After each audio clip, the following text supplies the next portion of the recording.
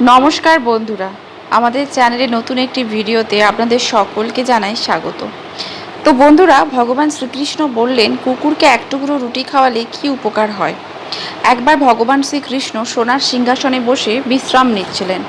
ঠিক সেই মুহূর্তে দ্রৌপদী তার বিশ্রাম কক্ষে এসে বললেন, হে প্রভু, আপনি এই পৃথিবীর সমস্ত কিছু জানেন। আপনি মানুষের দুঃখ দূরকারী এবং জগতের কল্যাণকারী। প্রভু, আমি আপনাকে একটি প্রশ্ন জিজ্ঞেস করতে চাই।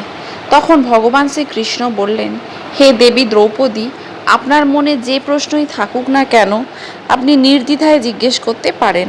আমি অবশ্যই আপনার প্রশ্নের উত্তর দেব। তখন দ্রৌপদী বললেন, হে ভগবান, আমি জানতে চাই কুকুরকে খাওয়ালে মানুষের কি কি উপকার হয়। তখন ভগবান শ্রীকৃষ্ণ বললেন, হে দেবী দ্রৌপদী, আপনি তো কুকুর সম্পর্কে ভালো করেই জানেন। আপনি কুকুরকে অভিশাপ দিয়েছিলেন। তখন দ্রৌপদী বললেন, হ্যাঁ, আমি অবশ্যই কুকুরদের অভিশাপ দিয়েছিলাম, কিন্তু দয়া করে আমাকে বলুন কুকুরকে খাওয়ানোর ফলে মানুষের কি কি উপকার হয়। তখন ভগবান শ্রীকৃষ্ণ বললেন, দেবী দ্রৌপদী, কুকুরকে রুটি খাওয়ালে একজন ব্যক্তির 8টি উপকার হয়। যে ব্যক্তি এইসব উপকারের কথা জানে তার জীবন ধন্য হয়ে যায়। তার জীবনের কখনো দুঃখ কষ্ট আসে না। যে ব্যক্তি প্রতিদিন কুকুরকে এক টুকরো খাবার খাওয়ায় সে অবশ্যই এই 8টি সুবিধে পাবে এবং সে সারা জীবন সুখী থাকবে। এছাড়া মৃত্যুর পরে সে মোক্ষ লাভ করবে। তো বন্ধুরা, এই 8টি উপকারিতা কি, আসুন এই ভিডিওতে জেনে নেওয়া যাক। ভগবান শ্রীকৃষ্ণ বলেন, একসময় একটি গ্রামে খুবই অসহায় ও ক্ষুধার্ত একটি লাল কুকুর ছিল। একদিন সে গ্রামের প্রতিটি বাড়িতে গেল, কিন্তু কেউ তাকে এক টুকরো রুটি দিল না। ক্ষুধার জ্বালায় সে এদিক ওদিক ঘুরে বেড়াতে থাকে। এদিকে ওদিকে ঘোরাঘুরি করতে করতে নদীর তীরে এক ব্রাহ্মণের আশ্রমে পৌঁছলো। তখন কুকুরটি ব্রাহ্মণকে বলল, হে ব্রাহ্মণ, আমি মনে করি আপনি মহাজ্ঞানী এবং ধার্মিক। আমি ক্ষুধা ও তৃষ্ণায় খুব কষ্ট পাচ্ছি, দয়া করে আমাকে এক টুকরো রুটি দিন, যাতে আমি আমার ক্ষুধা মেটাতে পারি।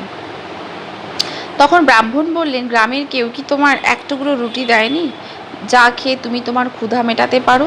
তখন কুকুর বলল, হে ব্রাহ্মণ, আপনাকে কি বলবো, আপনি আমার কথা বিশ্বাস করবেন না। তখন ব্রাহ্মণ বলল, বৎস, দয়া করে আমাকে তোমার মতামত বিনা দ্বিধায় বলো। তুমি যা বলবে আমি অবশ্যই বিশ্বাস করব। তোমাকে খুব অসহায় দেখাচ্ছে। তখন কুকুর ব্রাহ্মণকে বলে, হে বিশ্ববাসী, আমাদের প্রতি দয়া করুন। আমাদের ঘর নাই, আশ্রয় নেই।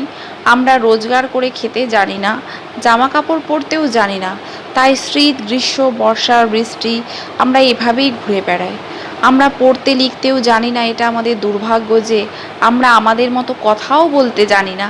কিন্তু আপনাদের মতো আমরা ক্ষুধার্ত বোধ করি এবং আঘাত পেলে আমরাও আপনাদের মতো ব্যথা অনুভব করি।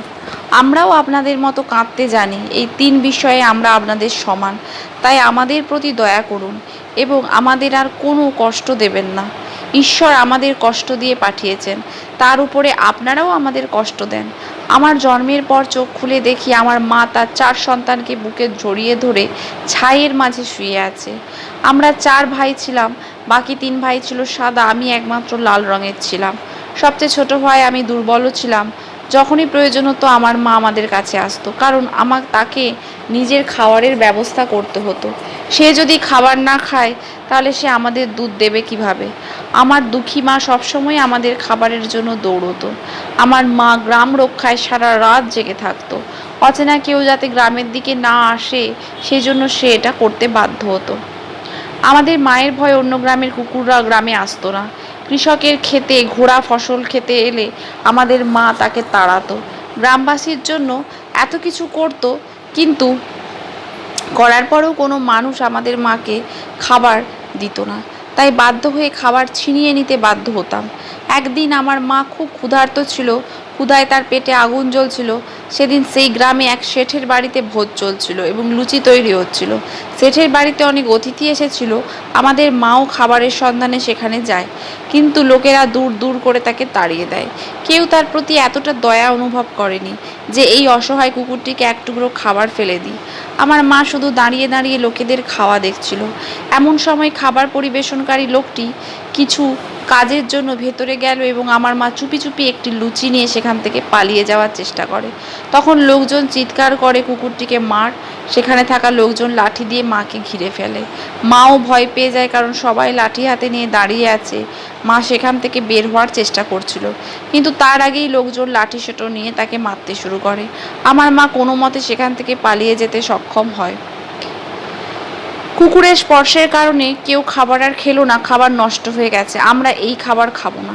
সেঠের বাড়ির সবাই একে অপরের সাথে আলোচনা করছিল, খাবার নষ্ট হয়ে গেছে, এখন কি করা যায়। বেচারা সেঠ ফুপিয়ে ফুপিয়ে কাঁদতে লাগলো, আর কেউ বলতে লাগলো, ভাই সব খাবার কি করে নষ্ট হয়ে গেল, কুকুর তো একটি পাত্রে মুখ দিয়েছিল। শহরের মানুষের ঘরে কুকুর পালন করে এবং তাদের ঘরে ঘুমোয় এবং খাওয়ায়, তাই এতে খারাপ কিছুই নেই। কিন্তু তাদের মধ্যে কেউ কেউ বড় বাড়ির লোক ছিল এবং তারা একজনকেও খেতে দেয়নি, এই বলে যে খাবার নষ্ট হয়ে গেছে আমাদের খাওয়ার উপযোগী নয়। শেষ পর্যন্ত তাদের মতামত শোনা হয় এবং সেই খাবার দারিদ্রদের মধ্যে বিতরণ করা হয়। সেদিন আমার মা খুশিতে পেট ভরে খাবার পেয়েছিল, কিন্তু সে অনুভব করেনি যে এই সুখ তার জন্য বড় কষ্ট হয়ে দাঁড়াবে। খাবার খেয়ে সে আরামে শুয়েছিল, তখন সে লাঠি নিয়ে তার কাছে এসে তাকে মারধর করতে লাগলো। সে পালানোর সুযোগ না পেয়ে লাঠিসোঁটার আঘাতে জোরে জোরে চিৎকার করতে থাকে।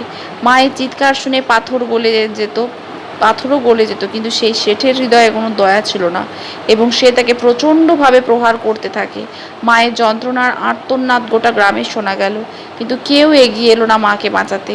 অবশেষে সেই শেঠের লাঠির আঘাতে আমার মা মারা যায়। ক্ষুধার কারণে মানুষের বুদ্ধিও নষ্ট হয়ে যায়। আমরাও তো পশু।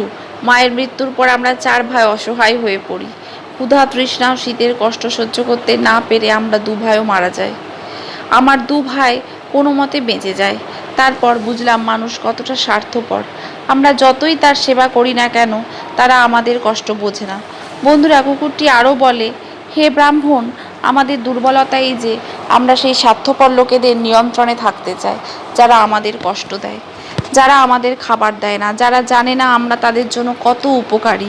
এরপর ভগবান শ্রীকৃষ্ণ বলেন, হে দেবী দ্রৌপদী, যদি কেউ কুকুরকে রুটি খাওয়ানোর উপকারিতা জানে, তবে সে তার জীবনের অনেক ক্ষতি এড়াতে পারে। প্রথা অনুসারে প্রথম রুটি গরুকে দেওয়া হয় এবং শেষ রুটি কুকুরকে দেওয়া হয়। এটি এক ধরনের সংবেদনশীলতা এবং সহযোগিতার প্রতীক। এটা সত্য যে মানুষ ঈশ্বরের বিধান প্রায় ভুলেই গেছে, তাই অস্বাস্থ্যকর কর্ম তাদের জীবনে নেতিবাচক প্রভাব ফেলে। প্রকৃতপক্ষে আমরা যখন আমাদের জীবনে পবিত্রতা এবং ন্যায়পরায়ণতাকে স্থান দিই না, তখন আমাদের নেতিবাচক প্রভাবের সম্মুখীন হতে হয়। এই প্রথা ভারসাম্যপূর্ণ এবং সঠিক জীবনযাপনের জন্য। এটি গ্রহণ করে আমাদের স্বাস্থ্য, সমৃদ্ধি এবং শান্তির দিকে নিয়ে যায়। কুকুরকে রুটি খাওয়ালে মানুষের জীবনে শুভ ফল পাওয়া যায়। এতে আমাদের জীবন সুখী ও সমৃদ্ধ হয়। বন্ধুরা, ভগবান শ্রীকৃষ্ণ বলেন, হে দেবী, কুকুরকে খাবার দেওয়ার প্রথম উপকারিতা হলো শনি গ্রহের নেতিবাচক প্রভাব এড়ানো যায়। শনি মহাদশায় মানুষ যখন প্রায় বিভিন্ন সমস্যার সম্মুখীন হতে হয়, যা অর্থনৈতিক সংকট এবং অন্যান্য সমস্যার সৃষ্টি করতে পারে, কুকুরকে খাবার খাওয়ানোই শনির প্রভাব কমায় এবং এর নেতিবাচক প্রভাব থেকে ব্যক্তিকে স্বস্তি দেয়। দ্বিতীয় সুবিধা হলো, কুকুরকে রুটি খাওয়ালে আপনার ঘরে নেতিবাচক শক্তির প্রভাব কমে এবং আপনার ভাগ্যও আপনার পক্ষে হয়ে যায়। এটি আপনার জীবনে ইতিবাচক এবং সুখ শান্তির অনুভূতি বাড়ায়। তৃতীয় উপকার হলো, কুকুরকে রুটি খাওয়ালে আপনি দেবী লক্ষ্মীর আশীর্বাদ পান এবং আপনার বাড়িতে সমৃদ্ধি এবং সম্পদ বৃদ্ধি পায় এবং আপনার জীবনে আর্থিক দিক শক্তিশালী করে। চতুর্থ সুবিধা হলো, কুকুরকে রুটি খাওয়ালে আপনার ঋণ বাড়ে না এবং যার ইতিমধ্যে ঋণগ্রস্ত তারাও এর থেকে মুক্তি পান। এটি আপনার আর্থিক অবস্থার উন্নতি করবে এবং আপনাকে ঋণ মুক্তির সুবিধা প্রদান করে। পঞ্চম সুবিধা হলো, সকাল সন্ধ্যা কুকুরকে খাওয়ালে আপনার ব্যবসা খুব ভালো চলে। এটি আপনার ব্যবসায় লাভ বাড়ায় এবং আপনার পরিবারকে সমৃদ্ধির দিকে নিয়ে যায়। 6 নম্বর সুবিধা হলো, কুকুরকে রুটি দিলে আপনার আয়ু বাড়ে এবং আটকে থাকা টাকা ফেরত দেওয়া যায়।